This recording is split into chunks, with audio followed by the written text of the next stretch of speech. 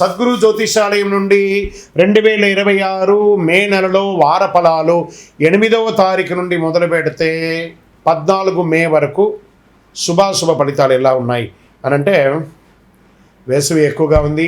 అగ్ని నక్షత్రం కూడా 4వ తారీఖు నుంచి స్టార్ట్ అయింది.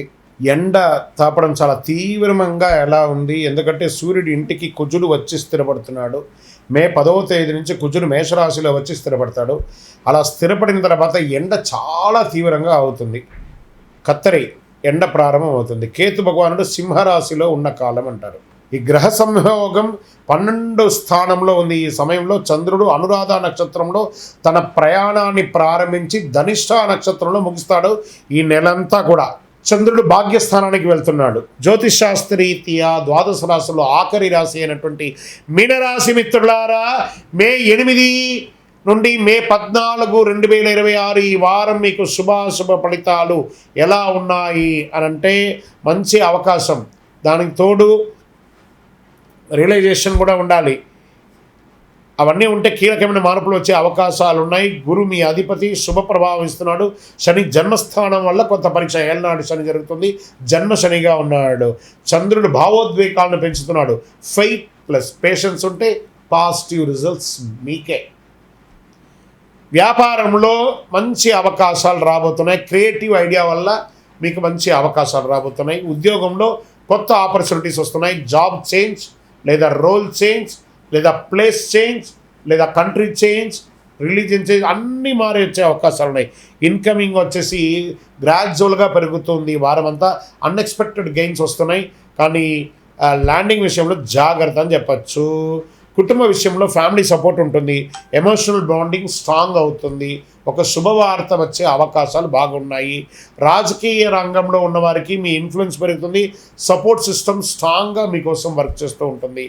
వ్యవసాయదారులకి నీటి సంబంధిత చిన్న చిన్న ఇబ్బందులు వచ్చే అవకాశాలు ఉంటాయి, జాగ్రత్త పడండి.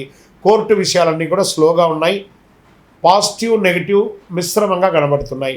షేర్ మార్కెట్ మీడియం గెయిన్స్ అని చెప్పచ్చు. మంచి తెలివితో ఇన్వెస్ట్ చేయండి లాంగ్ టైంలో, షార్ట్ టైం వద్దు. విద్యార్థులకి కాన్సన్ట్రేషన్ ఇంప్రూవ్ అవుతుంది. క్రియేటివ్ సబ్జెక్ట్స్కి మంచి టైము, మీకు మంచి సక్సెస్ ఛాన్సెస్ ఉన్నాయి. ఎమోషనల్ స్ట్రెస్ వద్దు. ఆరోగ్యపరంగా మెడిటేషన్ లేదా యోగా లాంటిది ఎక్కువ చేయండి, లేదా నడక చేయండి, మంచిది. కొంచెం భగవంతుని అనుగ్రహం కూడా కావాలి. గురుబలం కూడా మీకు ఉంది కాబట్టి మీరు ప్రార్థన చేయవలసినటువంటి దేవుడు పరిహారాలని కూడా గురువారం గురువుకి ప్రార్థన చేయండి. పసుపు పువ్వులు సమర్పించండి. శనగలు కందులతో దానం చేయండి. శనగలతో 108 మాల వేయండి. ఓం నమో నారాయణాయ, ఓం సద్గురువే నమః, గురువే నమః అని చెప్పి ప్రార్థన చేయండి. ఇది చేస్తే మీకు అదృష్టం మరియు ప్రశాంతత కూడా వస్తుంది.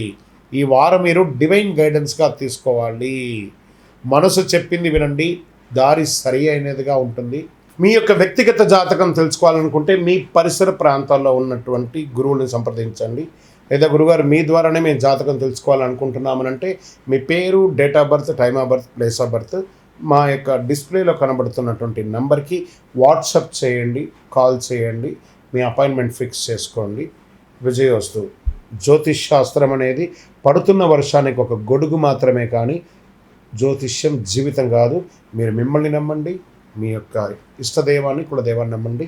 విజయోస్తు. చంద్రమౌళి వెంకటేష్ శర్మ.